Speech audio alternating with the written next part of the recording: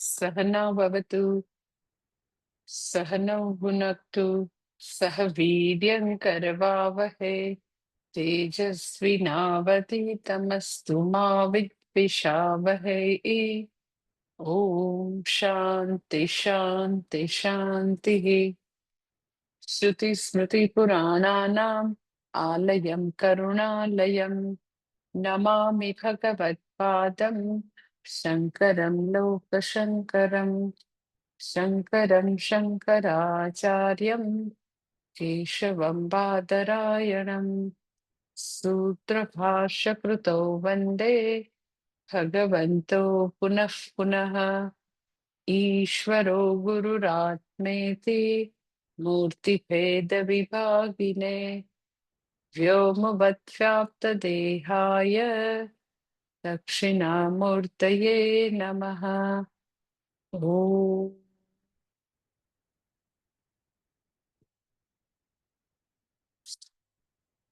ભગવદ્ ગીતા છઠ્ઠો અધ્યાય શ્લોક નંબર 11 અને 12.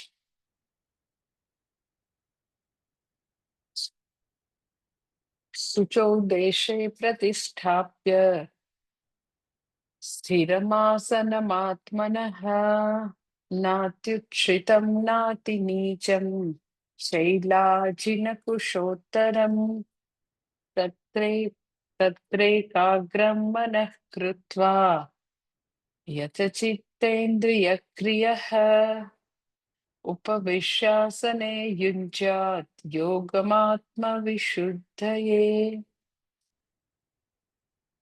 પણ ગઈકાલે જોયું કે ભગવાન થોડી આસનની સૂચના આપે છે કે આવી રીતે પવિત્ર સ્થાનમાં પછી પોતાનું હોવું જોઈએ, અતિ ઊંચું કે અતિ નીચું આસન ન હોય, અને પછી મનને એકાગ્ર કરીને જે વ્યક્તિ છે એના માટે કે છે યતચિત્તેન્દ્રિય, જેની પોતાના ઉપર પોતાનું સંપૂર્ણ પ્રભુત્વ છે એવી વ્યક્તિએ પછી કે છે, આગળ કે છે કે એવી વ્યક્તિએ યતચિત્તેન્દ્રિય, અને એને શું કરવાનું તો કે યતચિત્તેન્દ્રિય ક્રિય આત્મવિશુદ્ધયે યોગમ યુંજ્યાત. આટલું ચરણ બાકી છે કે એ વ્યક્તિ હવે ધ્યાન કરે છે.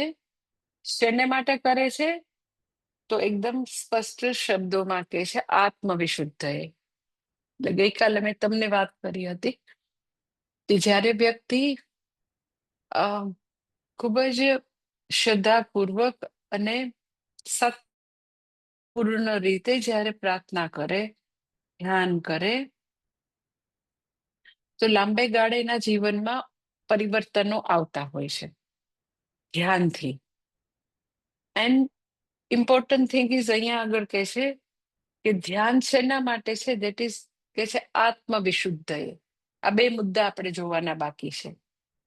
પહેલું આપણે જોઈએ કે જ્યારે આપણે ખૂબ જ શ્રદ્ધાપૂર્વક અને નિયમિતતાથી જો આપણે પ્રાર્થના કરતા હોઈએ તો કાળક્રમે સમય જતા પ્રાર્થનાથી વ્યક્તિ જે છે એના વ્યક્તિત્વમાં બહુ બધું પરિવર્તન આવે. પેલું તો મેં તમને વાત કરી એમ કે ચિત્તમાં જે કષાય છે એની ધીરે ધીરે નિવૃત્તિ થાય છે. મેં ગઈકાલે વાત કરી ને તમને કે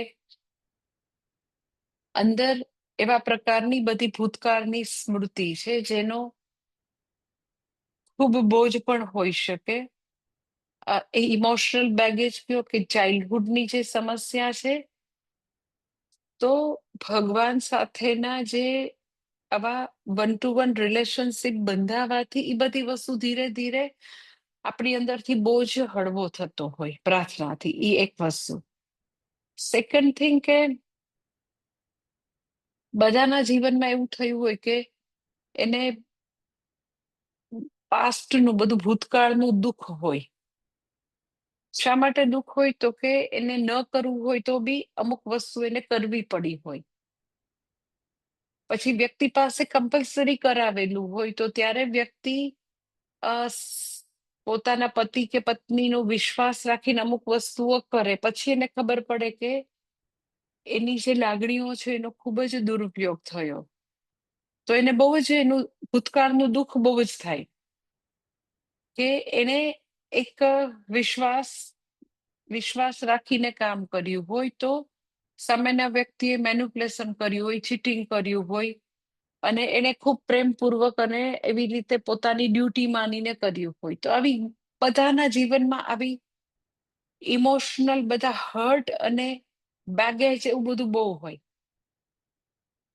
તો જેટલું જેટલું ધ્યાન થઈ શકે, જપ થઈ શકે, જેટલા બી વધારે ને વધારે જપ, તો એ બધી ભૂતકાળની વસ્તુઓનો સહર્ષ સ્વીકાર થશે. બાકી નહીતર લોકોને બહુ એવું થાય કે ઈ લોકોએ મારો યુઝ કરી લીધો, યુઝ એન્ડ થ્રો કર્યું, પછી હવે ઈ લોકો મારી સાથે સંબંધ નથી રાખતા, ઈ લોકોને જરૂર હતી ત્યારે મેં આટલું એનું કર્યું, એટલે બહુ બધો રંજ હોય અંદર. અને ત્યારે કર્યું હોય ત્યારે એને સામેની વ્યક્તિ એવું કનિંગ થઈને એની પાસે કરાવી લીધું હોય ને ત્યારે ખબર ન પડતી હોય. એ સમયમાં એ વ્યક્તિ એટલી સ્ટ્રેટ ફોરવર્ડ હોય કે બીજાની આટીગુટી સમજવાની બી એનામાં તાકાત ન હોય.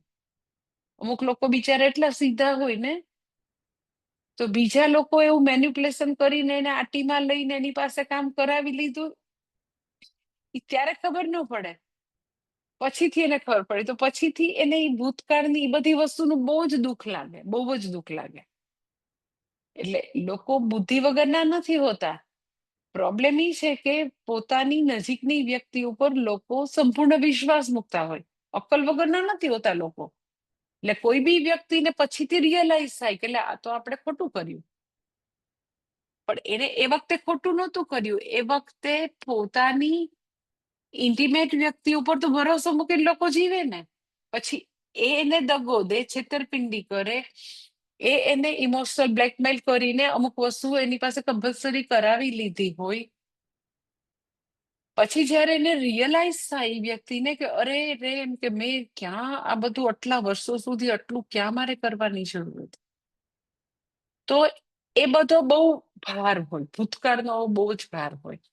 પણ જેટલી ભગવાનની પાસે આપણો એની સાથેનો નાતો એકદમ ઇન્ટિમેટ, એકદમ પ્રિય વ્યક્તિ જેવો થઈ જાય ને, તો લોકોએ જે બધા દુઃખ દર્દ આપ્યા હોય ને, એ બધા ઉપર મલમપટ્ટીનું કામ જપ કરે, જપથી મલમપટ્ટી થાય.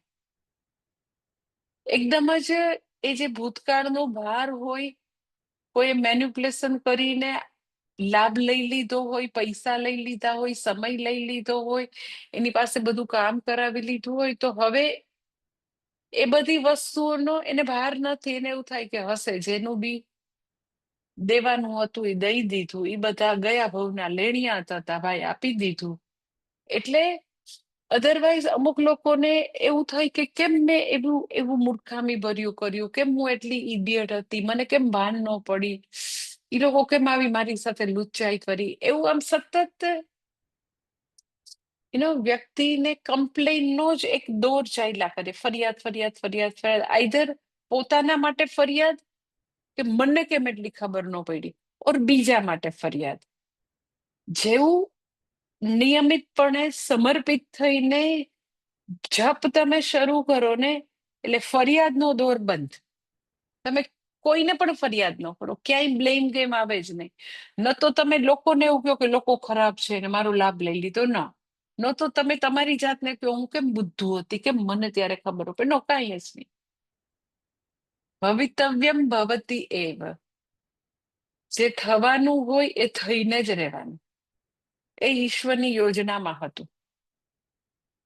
એટલે જેટલી ભક્તિ વધે, જપ વધે, માનસિક જાપ એટલે ધ્યાન, એટલે જેટલા તમે ધ્યાન વધારે ને વધારે કરી શકો, એટલું ભૂતકાળનો ભાર જે છે એ ઘટતો જશે. શા માટે? તો કે તમે ઈશ્વરને હંમેશા જોઈ શકો છો કે હા, ઈ એની રચના હશે, એ વખતે મને એટલી ખબર પડતી હતી, એ બી એની રચનામાં હશે. ઈ લોકો મેન્યુપ્યુલેશન ને લૂંચાઈ કરે, એ બી એની રચનામાં હશે. કે જે વ્યક્તિ ઇન્સિક્યોર હોય, નાની હોય હૃદયથી, છોટા આત્મા હોય તો એ લોકો આવું જ કરે. કાબા દાવાને ખટપટ કરવી ઈ એકદમ એકદમ નાની છે વ્યક્તિ, સાવ સ્મોલ અંદરથી, એનું લક્ષણ છે. મહાત્મા કોણ છે? તો કે જે વિશાળ હૃદયવાન છે, જે બધાને એકોમોડેટ કરી શકે, બધાને એની લિમિટેશન છતાં પ્રેમ કરી શકે, એ મહાત્મા છે. એટલે જેટલા જેટલા જપ તમે વધારો ને એટલું એટલું ભગવાન સાથે આમ અતિશય પ્રિય અને અંગત વ્યક્તિ હોય ને એવો તમારો એની સાથે સંબંધ થઈ જાય, જેટલા જપ વધારે કરો ને. પછી બીજી વ્યક્તિઓનું ખોટું ને ખરું લાગવાનું ને દુઃખ લાગવાનું બધું ઓછું થઈ જાય. તમને એવું થાય કે એ એક નિયતિ રૂપ ભગવાન છે, ઇમોશનલ ઓર્ડર રૂપ ભગવાન છે, ધર્મ અને કર્મના નિયમરૂપ ભગવાન છે. એ જ રીતે સૃષ્ટિનું ચક્ર ચાલે છે ભાઈ. મારા પોતાના પ્રારબ્ધ કર્મની એક નિયતિ છે, કર્મ કર્મ ફલની. તો એ બધું જે થવાનું હશે એ થતું રહેશે. આપણે આપણાથી થાય બેસ્ટ કર્યા કરીએ, એ મારા હાથમાં છે. એટલે પ્રાર્થનાથી આઈ ટેલ યુ, આ જે મેન્ટલ પ્રેયર છે, ધ્યાન છે, એનાથી આ જબરજસ્ત અસર આવશે કે વ્યક્તિને એટલી બધી ઇનર સ્પેસ મળશે. જેટલા જપ વધે ને you get that inner space to accommodate others limitations. પ્રાર્થનાથી એવું થાય, કારણ કે તમારામાં હવે એવી તાકાત છે કે you can sit with yourself in length of time. કેટલોય સમય તમે તમારી જાત સાથે બેસી શકો છો. લોકો નથી બેસી શકતા કારણ કે એટલું અંદર ગિલ્ટ ને એટલી કમ્પ્લેન ને એટલી અકળામણ ને એટલી રેસ્ટલેસ પડી હોય તો ક્યાંથી જાપ કરે ભાઈ. એટલે જાપ કરી શકવા ઇટ સેલ્ફ ઇઝ સિદ્ધિ. કારણ કે જપ કરવા માટે તમારી જાત સાથે આમ પગવાળીને શાંતિથી તો બેસવું તો પડે ને.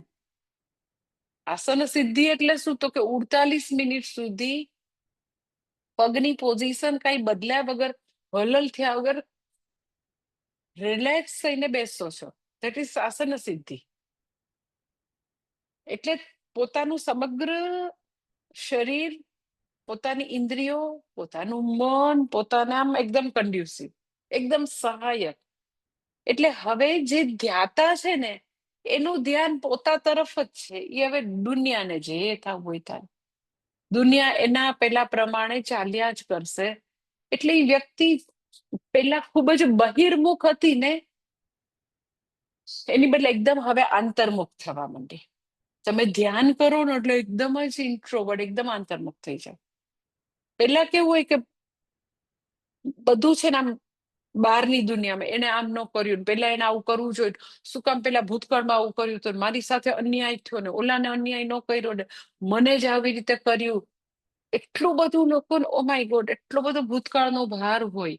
અને પછી ભૂતકાળની બધી વસ્તુ સતત બધાને નેરેટ કરીને એકદમ પક્કી કરી નાખે, અંદર ઘાટી કરી નાખે, એકદમ આમ દ્રઢ કરી નાખે. પણ તમે જ્યારે ધ્યાન કરો તો ભૂતકાળનો બધો ભાર, મેં તમને કીધું કે જેમ તળિયે બેઠેલા પાંદડાઓ સડે તો કેમ પરપોટાથી એ બધો ગેસીસ બહાર નીકળી જાય. જપ કરો એટલે એ બધી હળવાશ આવી જાય, અંદરની બધો ભાર ભગવાન રિલીઝ કરી દે. બધું સેડનેસ, બધું પેઇન, બધું ગિલ્ટ, બધું હર્ટ, બધું ભગવાન રિલીઝ કરી દે. પણ કરવું જોઈએ ને. વ્યક્તિએ જાત સાથે બેસીને જંપીને જપ તો કરવા જોઈએ ને. એટલે મેક્સિમમ જપ કરવા જોઈએ, મેક્સિમમ. તમારી પાસે કન્ટિન્યુઅસ તમારી માળા નજીક જ હોય. જેવું ફ્રી બેઠા, હાલતા ચાલતા હું તમને નથી કહેતી, વાતો કરતા કરતા માળા, એવું નથી કે whenever you get chance તો માળા તો હોય ને હોય જ. કે વ્યક્તિ બસ હવે અત્યારે મળ્યો ટાઈમ 15 મિનિટ, તો ચલો 15 મિનિટ શાંતિથી બેસીને આપણે પાછી માળા કરી લે. તમને એવું થાય કે અધ્યયન કરવું છે તો કે અધ્યયન કરો, પણ અધરવાઇઝ જેટલા ને જેટલા ભગવાનના ભગવત નામના જપ થશે તો એ તારી દેશે. જકારો જન્મ વિચ્છેદ, પકારો પાપ નાશ કરો. એટલે એટલું બધું જપનો મહિમા છે. એટલે માનસિક જાપ એ જ ધ્યાન છે. ધ્યાન બીજું કોઈ છે જ નહીં. પોતે પોતાના ઈષ્ટ દેવતાના, પોતાને જેના ઈચ્છા થતી હોય ના, તમે એમ કહો કે આજે તો અંગારકી છે ને તો અમારે તો ઓમ ગમ ગણપતે નમઃ ઈ જાપ કરવા છે, તો તમે કરી શકો. તમે એમ કહો ગણેશ અથર્વ તો પછી 11 વાર કર્યું, પછી 21 વાર કરીને પછી તો હવે બહુ મારથી અથર્વ શીર્ષ નથી કરવા, પણ મારે ઓમ ગમ ગણપતે નમઃ બહુ વાર કરવું છે. શ્રાવણ મહિનાની વદ ચોથ એટલે બહુ મોટું કહેવાય. આજે અંગારકી એટલે it is very big day. મને યાદ છે અમે લોકો એકવાર વદ ચોથ અંગારકી હતી ને, વદ ચોથ અને ટ્યુઝડે, વદ ચોથ અને ટ્યુઝડે એટલે અંગારકી. એકવાર અમે લોકો મહારાષ્ટ્રમાં હતા, ત્રંબકેશ્વર કે મને યાદ નથી, ત્રંબકેશ્વર કેમ હતા ને, વર્ષગાંઠી હતા. તો ગણપતિ મંદિરમાં મહારાષ્ટ્રમાં 1008 વાર ગણેશ અથર્વા થાય. 1008 વાર. Can you imagine? એટલે એક પાઠશાળા હતી મહારાષ્ટ્રમાં, નાસિકમાં, મને જ્યાં નાસિકમાં પાઠશાળા હતી, તો પાઠશાળાના બધા બટુકો 1008 વાર ગણેશ અથર્વ કર્યું, ચંદ્ર દર્શન કરી અને પછી લોકોએ ભોજન લીધું રાત્રે. અમે લોકો ત્યાં હતા એટલે અમે જોયું હતું 1008 વાર. Can you imagine? Ganesh Atharva. શું કામ? તો કે અંગારકી. તો કે દરેક અંગારકી વર્ષમાં ભાગ્યે જ 1, 2, 3 કઈક આવતી હોય છે, બહુ ના આવે. વદ હોય, ચોથ હોય ને ટ્યુઝડે હોય, અને શ્રાવણ મહિનો. વદ ચોથ અને ટ્યુઝડે એટલે અંગારકી, પણ પાછું શ્રાવણ મહિનો એટલે એકદમ પવિત્ર કહેવાય. એટલે આજનો દિવસ બહુ જ પવિત્ર કહેવાય. એટલે તમે એમ કહો કે ચલો મારે ગણેશ અથર્વ તો 21 વાર થઈ ગયા, હવે મારે ઓમ ગમ ગણપતે નમઃ છે એનો જાપ કરું, તો એ કરો. તમે એમ કહો ના ના શ્રાવણ મહિનો છે ઓમ નમઃ શિવાય, તો ઓમ નમઃ શિવાય કરો. પણ જે મેન્ટલ ચેન્ટિંગ કરીએ છીએ એ જ ધ્યાન છે, એના સિવાયનું બીજું કોઈ ધ્યાન નથી. અને ધ્યાનથી તો કે ભૂતકાળનો સહર્ષ સ્વીકાર, એ પહેલું રિઝલ્ટ. બીજું રિઝલ્ટ કે સ્વીકાર કરો એટલે ઇમોશનલ બેગેજ ધીરે ધીરે ધીરે ધીરે રિડ્યુસ થશે. જે ખૂબ જ આપણે એવું બોજ લઈને ફરતા હતા, શું કામ રિડ્યુસ થશે એ મેં તમને આની પહેલા બહુ વાર સમજાવ્યું છે, તોય હું તમને એક વાર કહી દઉં. શું કામ ઇમોશનલ બેગેજ ઘટી જાય? એટલે શા માટે જપ કરવા જોઈએ? જપની ક્વોલિટી ડે બાય ડે સુધારવી જોઈએ. જપ એવા થાય કે આપણે ભગવાન સાથે તન્મય થઈ શકીએ, એવું ડેપ્થથી અને હાયર ક્વોલિટી થવી જોઈએ. ધીરે ધીરે સુધરવી જોઈએ જપની ક્વોલિટી. કેવી રીતે એ હું પછી તમને ધ્યાનના ક્લાસમાં એ સમજાવતી રહીશ.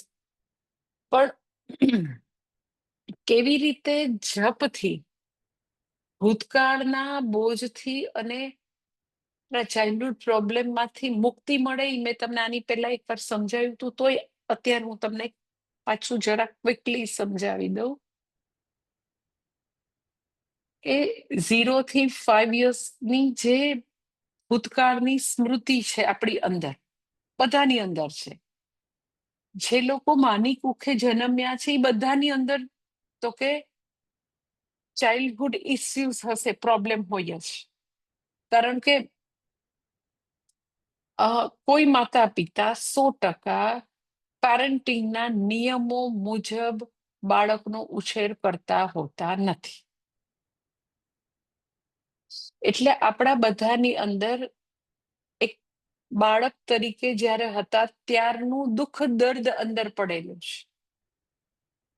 એ દુઃખ દર્દ ભગવાને એવી મિકેનિઝમ કરેલી હતી કે એ અનકોન્શિયસમાં જતું રહે. એ સમયે એવી મિકેનિઝમ ભગવાને કરેલી છે કે બાળક જે છે એ વખતે એ દુઃખને હેન્ડલ ન કરી શકે, એટલે flip side of the ego. જાગ્રત મનમાં દુઃખ રહે તો બાળક એને સહન ન કરી શકે, એટલે અજાગ્રત મન અનકોન્શિયસ માઇન્ડમાં જતું રહે. પણ એ ભગવાને ટેમ્પરરી વ્યવસ્થા કરી હતી કે પછી જ્યારે આ વ્યક્તિ એડલ્ટ થશે ત્યારે આ દુઃખને પ્રોસેસ કરીને રિઝોલ્વ કરી નાખશે. પરંતુ એ દુઃખ જે છે એને રિઝોલ્વ કરવાનું, ઇમોશનલી હેલ્ધી કેવી રીતે રહેવું, એવું ક્યાંય શિક્ષણ આપવામાં આવતું નથી. મેન્ટલ હેલ્થ જેવી કોઈ વસ્તુ આપણા ક્યાંય શિક્ષણમાં કે ફેમિલીમાં ક્યાંય આવતી નથી. એટલે એ જે પડેલું પેઇન છે 0 થી 5 યર્સનું, એ પેઇન કોન્શિયસ પર્સનને આખી જિંદગી કંટ્રોલ કર્યા કરે. એ અનકોન્શિયસમાં એટલી તાકાત છે કે વ્યક્તિ 90 વર્ષ જીવે તો 90 વર્ષ સુધી એ અનકોન્શિયસનો જથ્થો વ્યક્તિને કંટ્રોલ કરે, પરેશાન કરે. એટલે તમે એમ કહો તો બહુ જ કાવા દાવાને ખટપટ કરે તો ઇટ ઇઝ અનકોન્શિયસ. કોઈ એમ કહે તો બહુ જ જૂઠું બોલે વાતે વાતે. એક કોક વાર આમ કે ને કોક વાર આમ કે. તમે એની યાર વાત કરો તો ઈ મને એક બેન કમ્પ્લેન કરતા હતા કે તમે એ બેન સાથે વાત કરો તો એ સવારે એક વસ્તુ કીધી હોય તો બપોરે બાદ બીજી વસ્તુ કે એની ને એની. એમ કે વાતે વાતે જૂઠું બોલે. તો જૂઠું બોલવું, હા જૂઠું બોલવું, જેલસી, ખટપટ કરવી, ગુસ્સો કરવો, ઇરિટેશન, બધું અનકોન્શિયસ ની પ્રોડક્ટ છે. તો ઓકે, અનકોન્શિયસ માંથી મુક્ત કેવી રીતે થાવ? એટલે કોઈ વ્યક્તિને મેન્ટલ હેલ્થ ની બહુ ખબર પડે છે એટલે થેરેપિસ્ટ પાસે ગઈ વ્યક્તિ. એટલે થેરેપિસ્ટ એમ કે જો તમને આ છે ને સમસ્યા એ શેને કારણે ખબર છે? તમારા મા બાપને કારણે. તમારા મા બાપે ઉછેરવામાં આટલી આટલી વસ્તુ છે એ ધ્યાન ન રાખ્યું એટલે you have tremendous lack of confidence because of your parents. એ કઈ તમને ડિસિઝન લેવા જ નહોતા દેતા. બાળક તરીકે બધું તમને ઓર્ડર જ કરતા હતા, ડૂઝ એન્ડ ડોન્ટ્સ જ આપતા હતા. એટલે તમે ખાલી આજ્ઞાકારી બાળક થયા. આજ્ઞાંકિત બાળક અને ડિસિપ્લિન બાળક એ તો બે જુદું છે. તો તમે તો એમ કે પૂજ્ય સ્વામિનારાયણ જેવું કહેતા હતા ઓબિડિયન્ટ શબ્દ જે છે ને, ઓબિડિયન્ટ, આપણે સરકારી ચિઠ્ઠી લખે ને યોર ઓબિડિયન્ટ. પૂજ્ય સ્વામીજી કે અમેરિકામાં કે ઓબિડિયન્ટ શબ્દ એક જ જગ્યાએ વાપરે કે આપણે જ્યાં ને ત્યાં બધા એમ કે છોકરો બહુ ઓબિડિયન્ટ હો.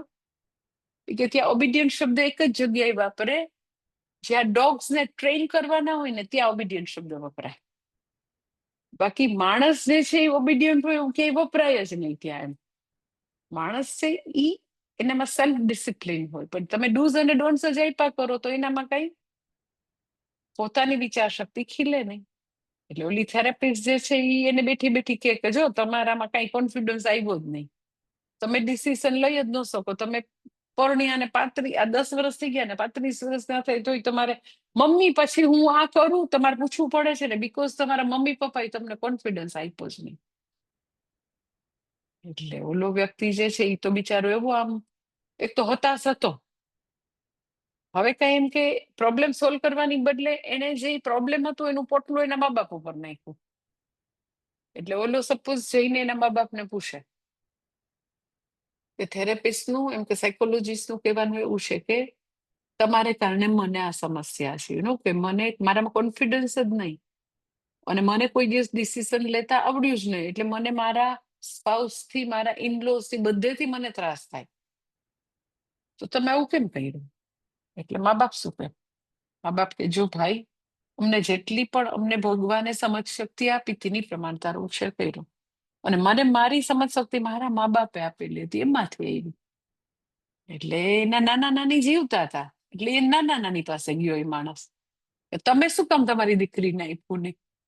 એના નાના નાની કે તારી વાત તો સાચી છે બેટા, પણ અમને બી એ જમાનામાં એટલી જ ખબર પડતી હતી, અને અમને અમારા મા બાપે જે આપ્યું ને એ અમે મારી દીકરીને આપ્યું. એટલે હવે નાના નાની થી આગળ તો જીવતા ન હોય કોઈ, એટલે એ ક્યાં જાય? એટલે વ્યક્તિએ પોતાના ચાઇલ્ડહુડ પ્રોબ્લેમ થેરેપિસ્ટ કે તમારા મા બાપને એનો ખરેખર એ લોકો રિસ્પોન્સિબલ છે. તો વ્યક્તિ એના મા બાપ, એના મા બાપ, એના મા બાપ, તો અલ્ટિમેટલી સૌથી પહેલા મા બાપ કોણ છે?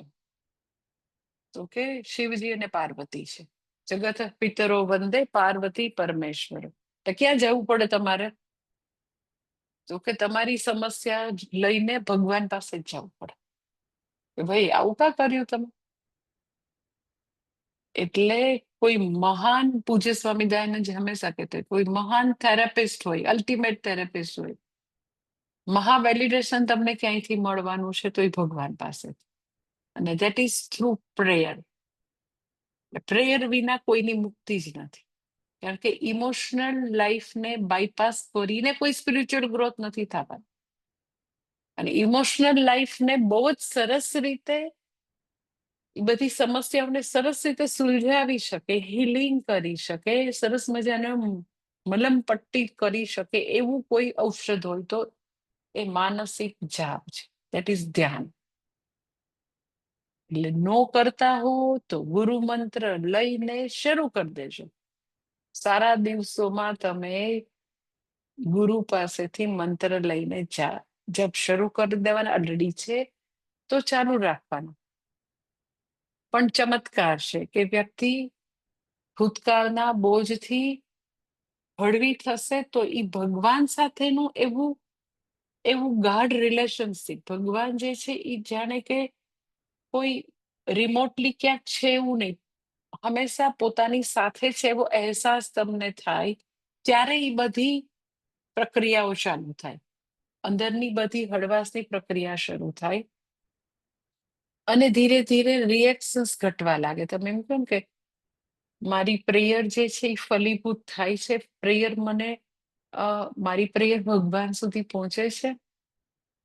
તો આ એનો જવાબ છે કે રિએક્શન્સ ઘટશે, ફરિયાદો ઘટશે, ભૂતકાળની વ્યક્તિઓને તમે એકદમ સરસ રીતે ક્ષમા આપી શકતો કે હા એ વખતે જે હતું પણ એમ જ હતું, let it be like this. મારે હવે એમાં કોઈ કોઈ ચર્ચા નથી જોતી.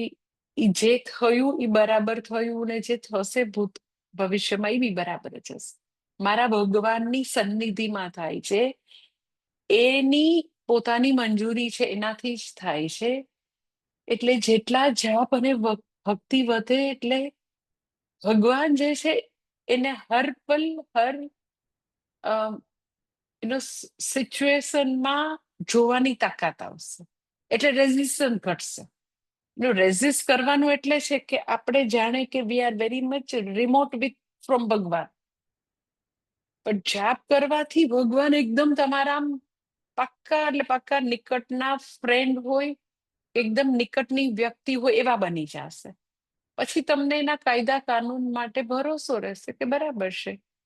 બહુ ડિફિકલ્ટ છે, ઓકે ડિફિકલ્ટ છે કારણ કે ક્યાંક હશે આપણા એવા કર્મો, કોઈક એવા પાકેલા છે કર્મો એટલે થયું છે. પરંતુ જે આખું બ્રહ્માંડ ચલાવવા માટે એક રતિભારની પણ ભૂલ ન કરતો ભગવાન મારા પોતાના પર્સનલ લાઈફમાં વીણી વીણીને દુઃખ મોકલે એવું તો ન થાય ને. આખું બ્રહ્માંડમાં એ ક્યાંય ભૂલ ન કરે અને મને મેં કર્યું ન હોય ને મને ધરાર કમ્પલસરી મને પનિશમેન્ટ આપે એવું થોડી ને બનવાનું. મને એવું લાગે છે પનિશમેન્ટ છે તો કે આપણે વાવ્યું હશે કોઈક કર્મ, એ થોડી ના ભૂલ કરતો હશે અને એવું વાવ્યું છે તો એને ન્યુટ્રલાઇઝ કરવા માટે we have an number of ways કે તમે સત્કર્મ કરો, તમે જપ કરો, તમે રુદ્રમ કરો, કેટલી વસ્તુ છે તમારી પાસે. એટલે પ્રતિક્રિયાઓ ઘટશે. પછી તો કે વ્યક્તિની આંતરિક શક્તિ અને દ્રઢતા પણ વધે. જેટલા તમે જાપ વધારે કરો ને તો આઈ ટેલ યુ ઇનર સ્ટ્રેન્થ બહુ જ વધે, બહુ જ. એટલે એમ કે લાઈક યુ નો કે વ્યક્તિ જે છે એને ભગવાન ઉપરનો ભરોસો ખૂબ જ હોય ને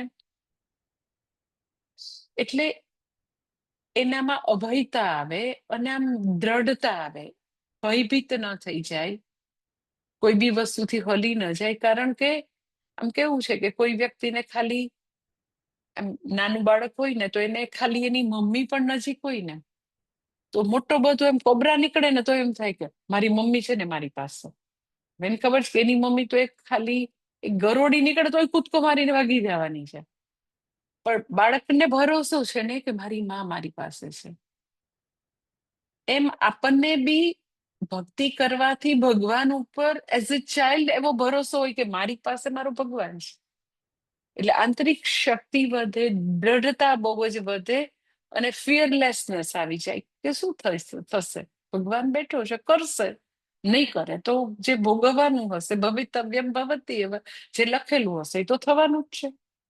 એટલે વ્યક્તિ આમ ભયંકર રીતે હલી જાય ને, હાય હોય ને, ચિંતા ને, સ્ટ્રેસ ને, આમ એકદમ ફ્રસ્ટ્રેટ થઈ જાય ને એવું કઈ થાય જ ને. એકદમ વ્યક્તિ કુલ એન્ડ કામ, દ્રઢ રહે, એકદમ એનામાં આંતરિક શક્તિ હોય અને ખૂબ જ ભગવાનના નિયમો ઉપર પૂર્ણ શ્રદ્ધા રાખીને બેઠી રહે.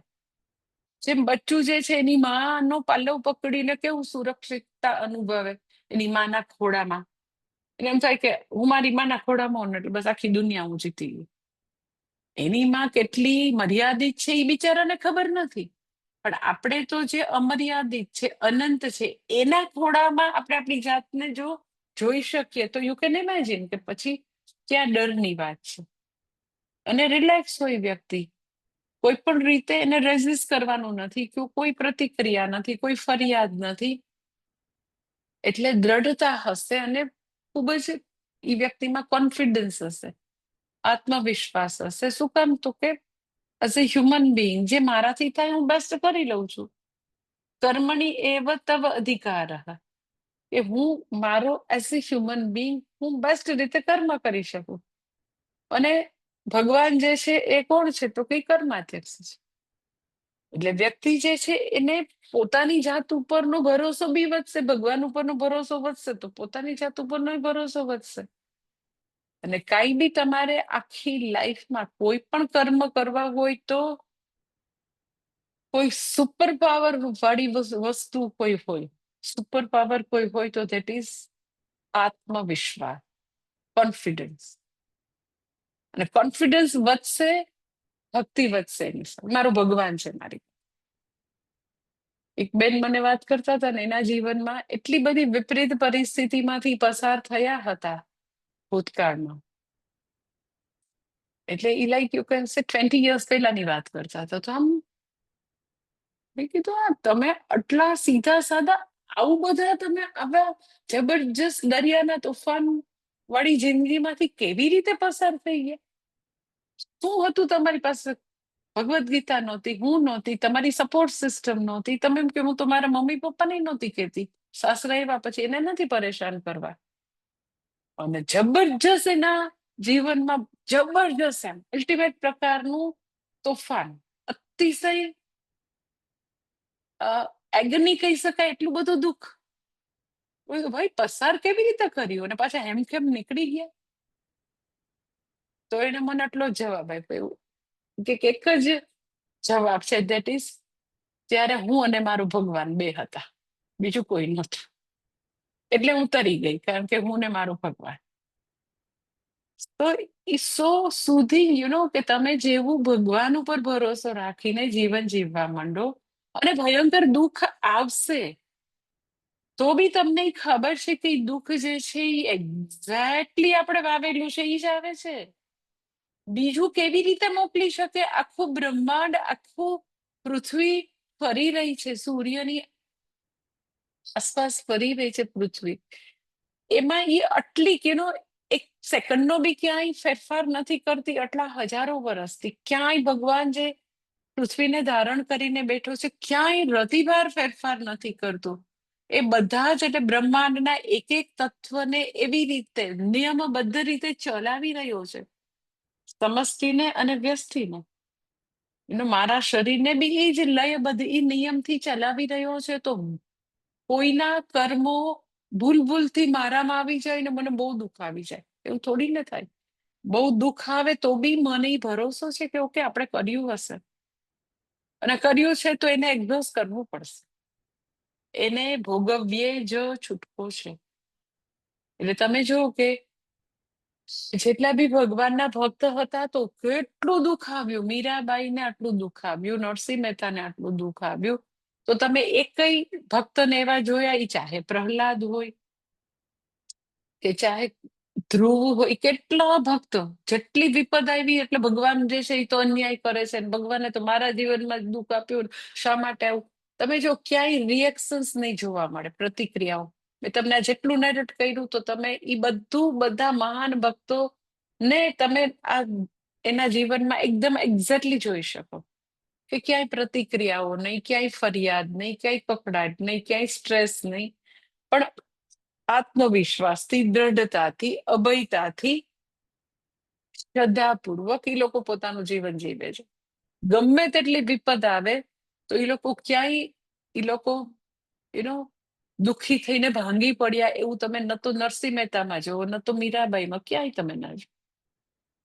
એટલે પ્રાર્થનામાં માનસિક જાપ કરો, તમે કાયિક પ્રાર્થના કરો, તમે ચાન્ટિંગ વાચિક પ્રાર્થના કરો, બહુ જબરજસ્ત એમાં શક્તિ છે. બધું જ જે કઈ જોઈતું હોય, આંતરિક શક્તિ, આત્મવિશ્વાસ, દ્રઢતા, પછી એકદમ શાંતિ, ઇમોશનલ બેગેજ થી મુક્તિ, યુ નેમ ઇટ, બધું જ ભક્તિથી મળે, બધું જ નિયમિત પ્રાર્થના પૂજાથી મળે. એટલે અહીંયા જે છે કે જે યોગી જે છે એ યતચિત્તેન્દ્રિય ક્રિય યોગમ યુંજ્યાત આત્મવિશુદ્ધયે, કે હવે તારે આ આસન ઉપર બેસી અને આ યોગી જે છે એને આત્મશુદ્ધિ માટે ધ્યાનનો અભ્યાસ કરવો, સતત તારે માનસિક જાપ કરવા, અભ્યાસ કરવો એટલે રિપીટેડલી. એટલે આ ધેટ ઇઝ કોલ આત્મવિશુદ્ધિ. આત્મવિશુદ્ધિ એટલે અંતઃકરણ શુદ્ધિ. એટલે અંતઃકરણ શુદ્ધિ થઈ છે કે નહીં, એના આ બધા તો કે એની આપણને ખ્યાલ આવે, આ બધા એના ચિહ્નો છે કે હા, વ્યક્તિ જે છે એના જીવનમાં આવા પ્રકારનો સરસ પોઝિટિવ બદલાવ આવ્યો હોય. ધેટ ઇઝ આત્મવિશુદ્ધ. એન્ડ સેકન્ડ થિંગ કે જ્યારે વ્યક્તિ નિધિધ્યાસન કરી રહી હોય તો એનું દેહ તાદાત્મ્યથી મુક્તિ થશે.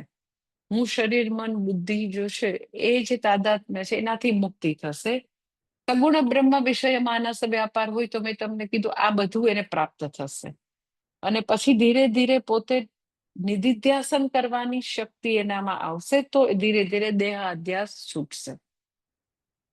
એન્ડ મેં તમને કીધું બીજો એક મહત્વનો મુદ્દો એ છે કે યોગ્યમ યુંજાત આત્મવિશુદ્ધયે, કે વ્યક્તિએ યોગનો અભ્યાસ કરવો, ધ્યાનનો અભ્યાસ કરવો આત્મશુદ્ધિ અર્થાત અંતઃકરણ શુદ્ધિ માટે. હવે એનો અર્થ એમ કે આ સૌ એકદમ સ્પષ્ટ શબ્દોમાં ભગવાન કહે છે, આત્મશુદ્ધિ માટે ધ્યાન છે, આત્મજ્ઞાન માટે નથી. લોકો એવું માનતા હોય છે કે ભગવદ્ ગીતા ભણવાની જરૂર નથી, ઉપનિષદ ભણવાની જરૂર નથી, સીધે સીધું ધ્યાન કરો ને એનાથી તમારે બીજું કઈ કરવાની જરૂર નથી. એટલે અમુક એવા પંથ છે કે ખાલી એમાં ધ્યાન જ ચાલતું હોય.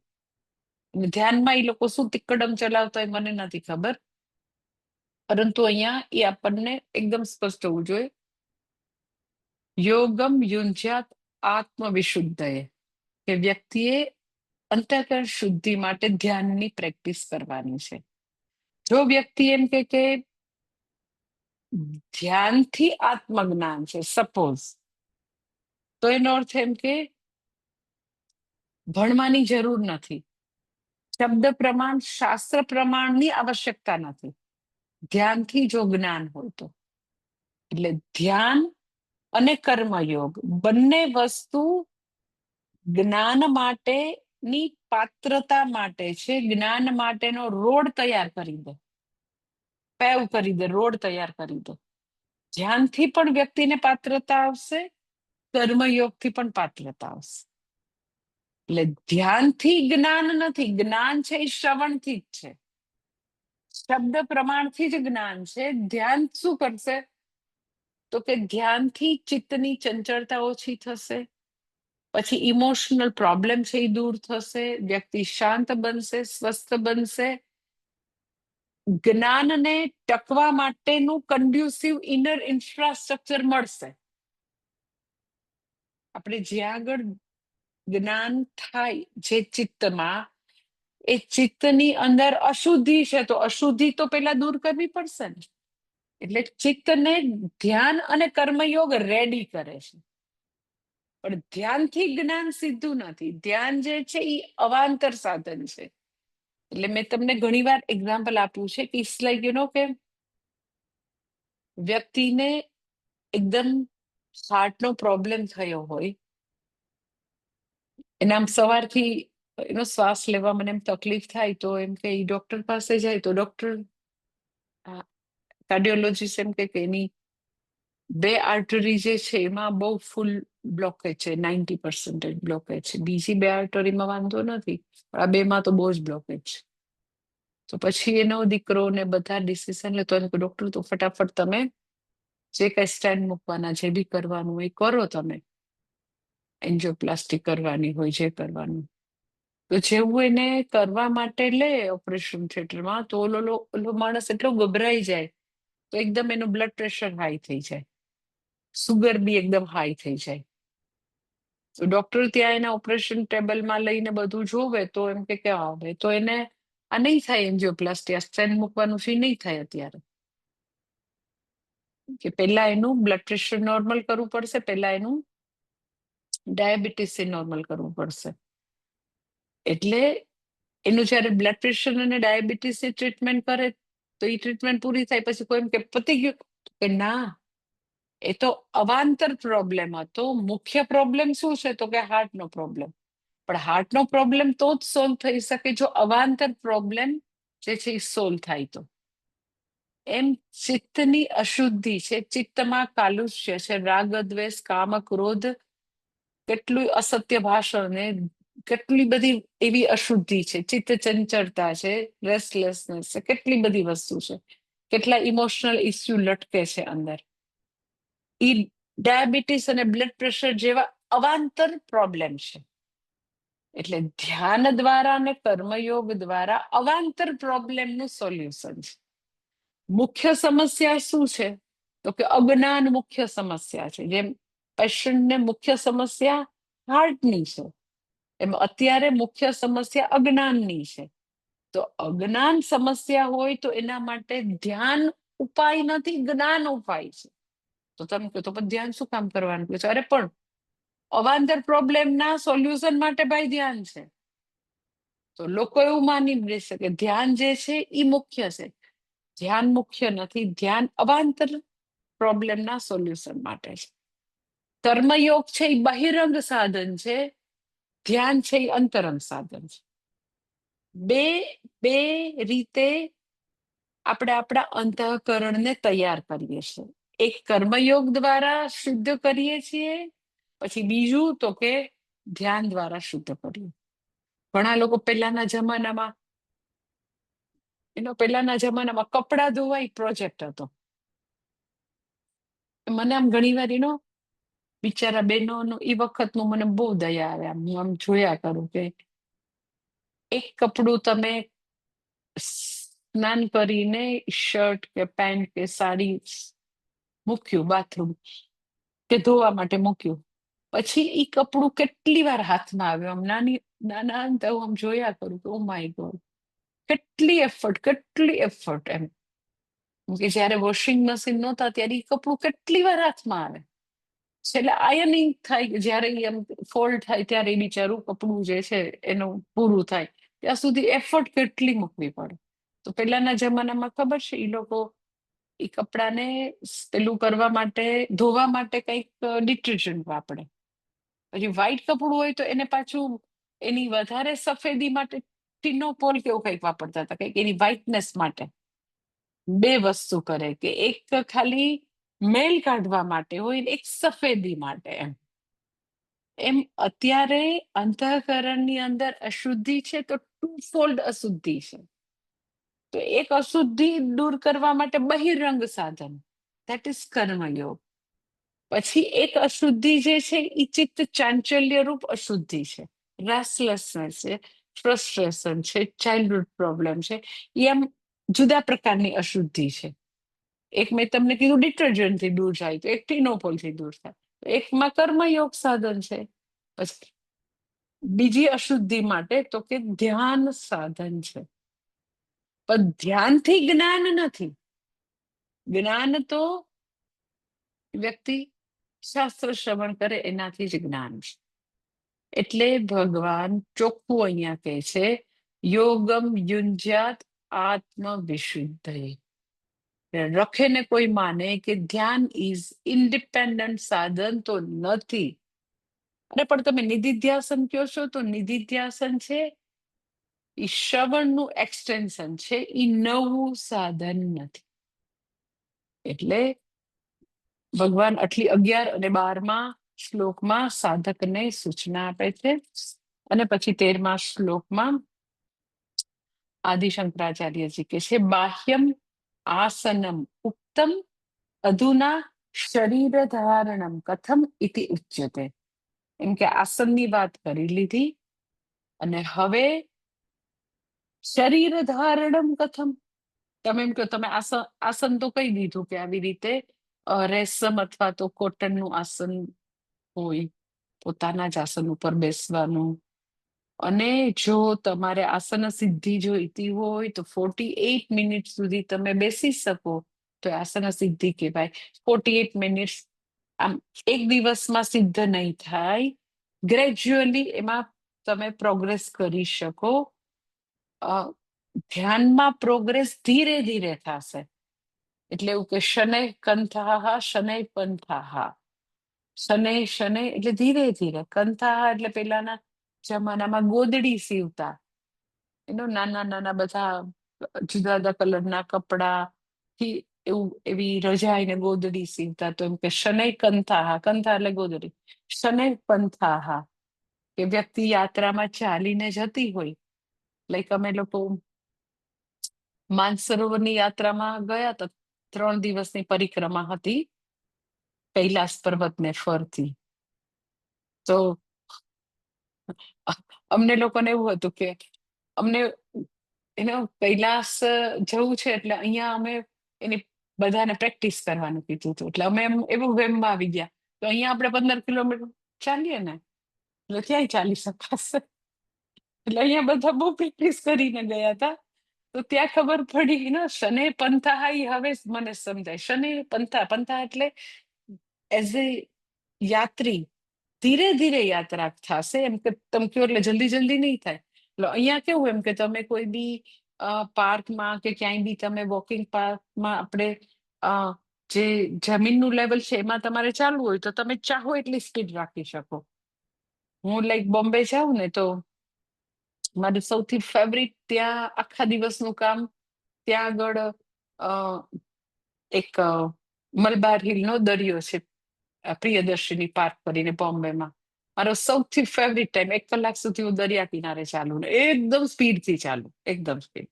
એ મારો આખા દિવસનો સૌથી પ્રિય ટાઈમ કે દરિયા કિનારે રહેવું 1 કલાક. તો અમે એવા વેમમાં હતા કે આપણે તો એકદમ સ્પીડથી ચાલી શકીએ. પછી જેવી 3 દિવસની કૈલાસ એનો ભગવાનની ફરતી પરિક્રમાની વાત આવી, આઈ ટેલ યુ એક એક ડગલું યાર મોટી મોટી તપસ્યા હતી. અને એટલું જ નહીં કે તમે પરિક્રમા કરતા એક એક ડગલું ચાલતા હોય ને તો તમને કોઈ બાજુમાં કેમ છો પૂછે ને તો તમારાથી એટલો જવાબ ન હોય. એટલું એમ કે હવા એમ કે પાતળી એટલી બધી હવા હોય, એટલો થાક લાગે, એક એક ડગલું તમે ના ચાલી શકો. એટલી બધી હવા, ઓક્સિજનનું પ્રમાણ ઓછું હોય. તો એ બે વખતે કોઈ એમ કે હવે ફટાફટ ફટાફટ ચાલો તો એ ન હોય. શને કંતા શને પંતા, યાત્રા ધીરે ધીરે. ઇવન લાઈક કેદાર, પછી મને ગોમુખની યાત્રા બી યાદ છે કે એટલી બધી એમ કે છેલ્લા 2-3 કિલોમીટર એ બધા બરફના ગ્લેશિયર જે છે એ આમ બધા નીચે બધા બરફની પાટો જ પડેલી હોય. તો કોઈ એમ કે ફટાફટ ફટાફટ ચાલો તો કઈ ન ચાલાય. શનૈ કંથાહ શનૈ પંથાહ એટલે ધ્યાન જે છે એમાં પ્રોગ્રેસ શનૈથી શનૈ ધીરે ધીરે જ થવાનું. એટલે કોઈ ઓવરનાઇટ એમ કહી દે કે પછી તો હું ધ્યાન કરું ને એટલે મારું મન ભટકવું જ ન જોઈએ, તો એવું નથી થવાનું. ધ્યાન મન જે છે એ ધ્યેયથી વિચલિત થશે. પછી ધ્યેયથી વિચલિત થાય તો એનું કેવી રીતે પાછું લાવવું એ બધું આવશે, એ બધું શ્લોકોમાં, હવે પછીના શ્લોકમાં. પરંતુ આપણું ટાર્ગેટ એવું હોય કે આપણે 48 મિનિટ સુધી બેસી શકવા જોઈએ. 48 મિનિટ સુધી બેસી શકવા જોઈએ, પણ એ 48 મિનિટનો ટાર્ગેટ ધીરે ધીરે હાંસલ કરવાનો. કે તમે 15 મિનિટ્સ તમારા શરીરને એવી રીતે ટ્રેન કરો કે મારે પગની પોઝિશન બદલવી પડે નહીં. સુખમ સ્થિરમ આસનમ, એકદમ કમ્ફર્ટેબલ અને રિલેક્સ થઈને બેસવું અને મારું શરીર, મન, ઇન્દ્રિયો મને સહાયભૂત થાય, ધાતુ પ્રસાદ મને મળે, મને એકદમ મારી ઇન્દ્રિયોની પ્રસન્નતા મળે. પછી તમે 20 મિનિટ કર્યું, પછી 25 મિનિટ કર્યું, પછી 30 મિનિટ કર્યું. તમે તમારી નાનકડી ઘડિયાળ ત્યાં સામે રાખીને પછી ટાર્ગેટ રાખી શકો કે લાઈક 2 મંથ્સ પછી મારે 30 મિનિટનો ટાર્ગેટ રાખવો છે, 2 મહિના પછી 40 મિનિટ. પરંતુ ટાર્ગેટ આ કે કમ્ફર્ટેબલી સુખપૂર્વક બેસો. પછી ભગવાન સાથે બેસીને આનંદ આવવો જોઈએ, એવી રીતે. એવું નહીં કે હાસ થઈ ગયા હવે તો જપ, નો. એકદમ જ વ્યક્તિને સુખ આવે એવી રીતે કરવા. એટલે આવું ટાર્ગેટ હોય કે ભગવાન હું 48 મિનિટ સુધી એક જ આસને હલ્યા ચલ્યા વિના સરસ રીતે જાપ કરું. પણ ઓવરનાઇટ નહીં થાય. It is not one shot day. જલ્દી જલ્દી નહીં થાય, ધીરે ધીરે થશે, કઈ વાંધો નહીં. તો ભગવાન અહીંયા આદિ શંકરાચાર્યજી મહારાજ કે છે કે બાહ્યમ આસનમ ઉક્તમ, આસનની વાત કરી લીધી બધી. અધુના શરીર ધારણમ કથમ. હવે ઓકે, અમે આસન ઉપર તો બેસી ગયા, તો હવે શરીરની સ્થિતિ કેવી રાખવાની? એકદમ આમ એટલે આમ અમે આમ ઇઝી ચેરમાં બેસી જઈએ, કે પછી તમે એમ કહો કે કમ્ફર્ટેબલી બેસવાનું સુખમ સ્થિરમ આસનમ? તો મને છે ને આમ પગ લાંબા કરી હિંચકા ઉપર બહુ ગમે. મારા માટે સુખમ સ્થિત હું એવી રીતે બેસી જાઉં, કે પછી આમ આખો ચક્કડ વક્કડ જોયા કરું? શું કરું કયો તો ખરા? એટલે ભગવાન છે ને આમ ક્યાંય કોઈને પણ ક્યાંય ડાઉટ આવે ને એવું મૂકતા નથી. બધું કહી દે, જો આવી જ રીતે બેસવાનું, સમમ કાય શિરો ગ્રીવ, આવી રીતે ટટાર બેસવાનું છે. એવી રીતે હિંચકા ઉપર લેટતા લેટતા ને હિંચકા ખાતા ખાતા એવું કઈ નહીં હાલે. એટલે નહીતર બધા પોતાની રીતે બધું ઇન્ટરપ્રિટ કરવા માંડે. એટલે એકદમ સરસ બધા શિસ્તબદ્ધ રીતે બેસીને સરખા જાપ કરે, એટલે ક્યાંય ભૂલ થવાની પોસિબિલિટી ન રહે એવું ભગવાન સરસ સૂચના આપી દે છે. ધેટ ઇઝ શ્લોક નંબર 13. સમમ કાય શિરો ગ્રીવમ ધારયન્ન ધારયન્ન ચલમ સ્થિરઃ સમપ્રેક્ષ્ય નાસિકાગ્રમ સ્વમ દિશાશાનવલોકયન. આવતા સોમવારે. ઓમ પૂર્ણમદ પૂર્ણમિદમ પૂર્ણાત પૂર્ણમુદચ્યતે પૂર્ણશ્ચ પૂર્ણમાદાય પૂર્ણમેવાવશિષ્યતે. ઓમ શાંતિ શાંતિ શાંતિ. હરિ ઓમ શ્રી ગુરુભ્યો નમઃ. હરિ ઓમ. આ રવિવારે ક્લાસ હશે.